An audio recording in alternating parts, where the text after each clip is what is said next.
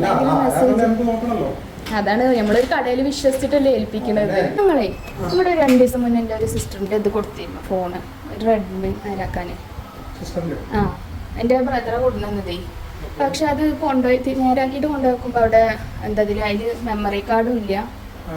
മാത്രമല്ല അതിലേക്ക് ഇപ്പോൾ പല നമ്പറിലായിട്ട് കോള് വരിക. ആരെ പിന്നെ പല നമ്പറിന് മെസ്സേജ് വന്നുകൊണ്ടിരിക്കുക. ഇതുവരെ അങ്ങനെ ഒരു കംപ്ലൈന്റ് ഉണ്ടായിട്ടില്ല. പക്ഷെ നിങ്ങള് വിശ്വസിച്ചിട്ടല്ലേ നമ്മളിങ്ങനെ ഒരു തരുന്നത്.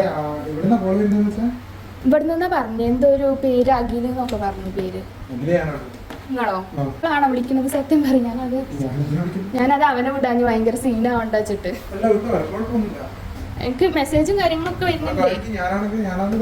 കോളും വരുന്നെങ്കിലും മെസ്സേജ്. അതാണ് നമ്മളൊരു കടയിൽ വിശ്വസിച്ചിട്ടല്ലേ ഏൽപ്പിക്കണത്.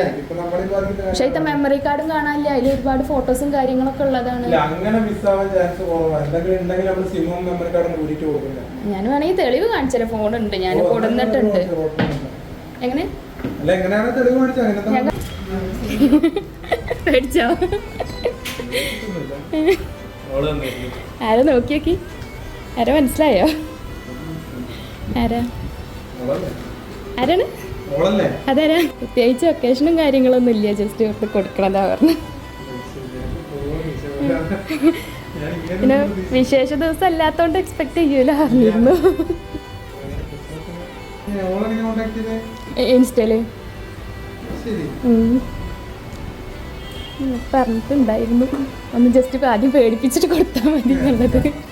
ഇഷ്ടപ്പെട്ടോ? എന്താ പറയാനുള്ളത് ആളോട്?